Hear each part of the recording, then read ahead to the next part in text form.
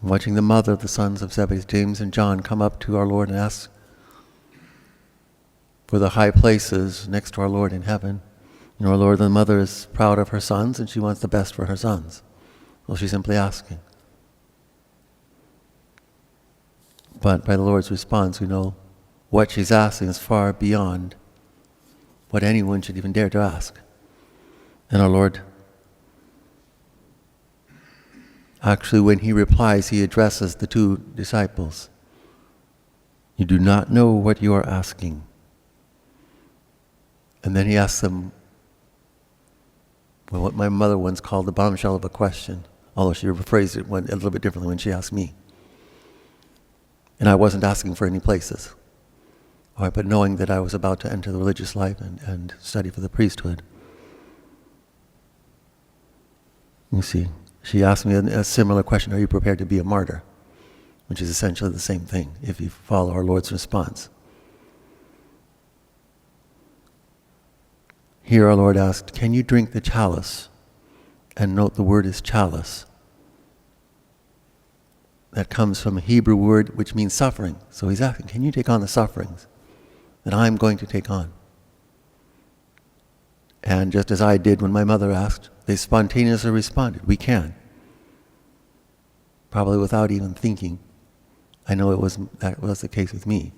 Then on a second thought, well, I said my thought was, well, if that's what our Lord is asking me, he's calling me to, then yes. That was my whole thought. In any case, here they respond spontaneously. And our Lord says, okay, you will. Meaning take on the suffering that I'm going to take on. And he reaffirms that.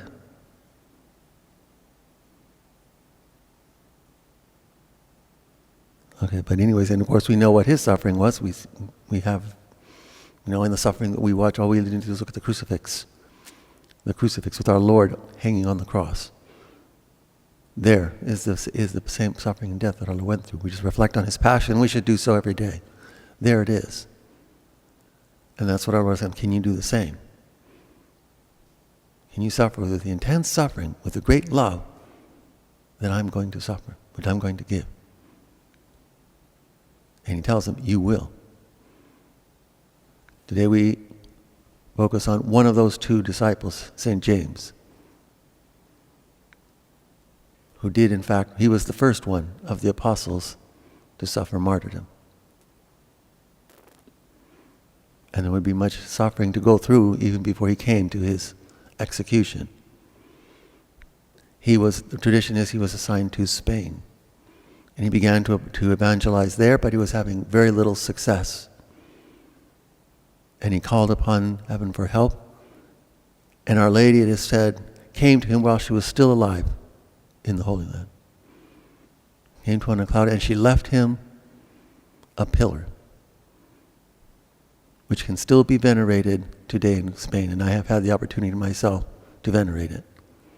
It can still be seen the city is called Saragossa in Spain, in the region of Aragon, yes, in Spain. And it can still be seen today and venerated. And I have myself had that opportunity. In any case, he, with very little success, returned to Jerusalem and was caught by Herod, as we know, as we read in the Acts of the Apostles, and beheaded. So as I said, he is the first one of the apostles to be martyred. But in any case, so he did exactly as our Lord said. He did suffer that chalice.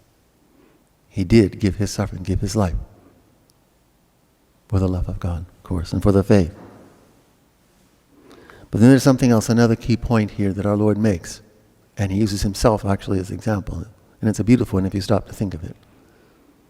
Because of course then the other apostles, when they heard what these two were asking, what their mother was asking for them, became indignant. Well, who are these two over us? And our Lord reproaches them. No, it cannot be that way. You cannot lord it over, as the pagans do, he says. You can't lord it over everyone. Dominate. right? Show off your authority. That's not what you do. You want to be the great ones? You are to serve. You are to be the slave. And our Lord himself says, the Son of Man. Yep, the Son of Man did not come to be served. He came to serve and give his life as a ransom for many, to serve. So if we want to be the great ones, we have to be the least ones. We have to serve. Right? And the higher our responsibility, the more we are called to serve. To the point even the Holy Father, one of his titles is, the official title, is one of them, the servant of the servants of God. He serves all of the people under him.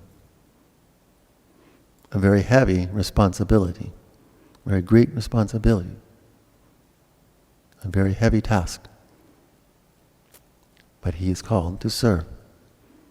Therefore he needs much prayer and sacrifice from all of us to carry him through such a heavy burden.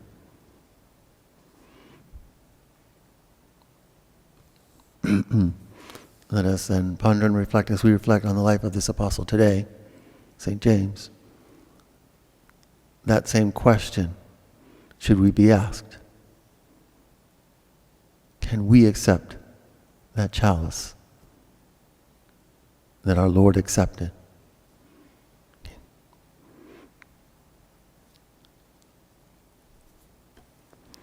Praise be Jesus and Mary.